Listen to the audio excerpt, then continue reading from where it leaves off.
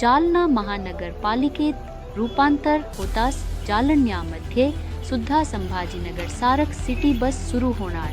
City bus ही मोठमोठ्या महानगरपालिकेमध्ये सुरू होत आहे आणि जालन्यामध्ये सुरू होणार आहे यांची माहिती महापौर वंदनाताई, उपमहापौर राजेश राऊत यांनी दिली। आम्ही आता जो वाहतूक कोंडी बघितलेली आहे, जालना शहरामध्ये नागरिकांना जो होणारा त्रास आहे, जालना शहरातील जे प्रमुख रस्ते आहेत, उदाहरणार्थ नागेवाडी ते जामवाडी, इंदेवाडी, कन्हैयानगर असे जे अवघडचे रस्ते आहेत, त्यावरील रस्त्यावर होणारा जो नागरिकांना त्रास आहे तो पाहता आम्ही जालन्यामध्ये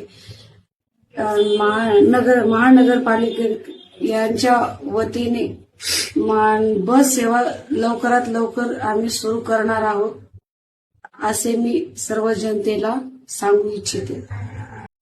जालना शहराला सिटी बसची आवश्यकता आहे, यामध्ये जसं आपण घाणेवाडी असेल, गुंडेवाडी असेल, इंदेवाडी असेल, जामवाडी असेल, ते या गावामधून आता येणाऱ्या काळामध्ये या शहराचं विस्तारीकरण पाहता आपण या ठिकाणी सिटी बस सुरू करणार आहोत।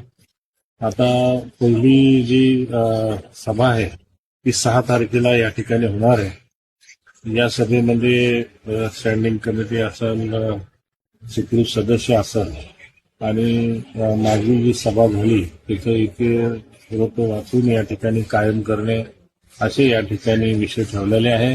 येणाऱ्या कार्यकाळामध्ये आम्ही सिटी बस जालना शहरातून सुरू व्हावी याकडे आम्ही लक्ष देऊ।